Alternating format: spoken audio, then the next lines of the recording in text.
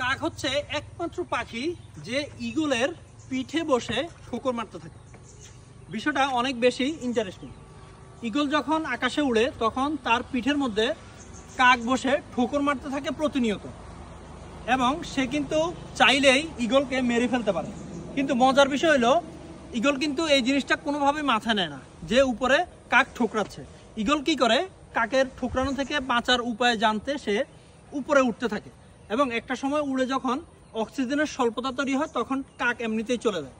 আমাদের চলার পথে, আমাদের জীবনেও আমরা চলতে গেলে আমাদের আশেপাশে আত্মীয় স্বজন, বন্ধু বান্ধব, পাড়া প্রতিবেশী অনেকেই আমাদেরকে ঠিক কাকের মতো কিন্তু ঠোকরাতে থাকে।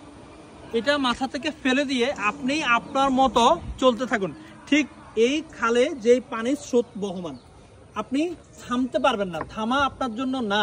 আপনি চলতে থাকুন, আপনার সফলতা নিশ্চিত ইনশাল্লাহ।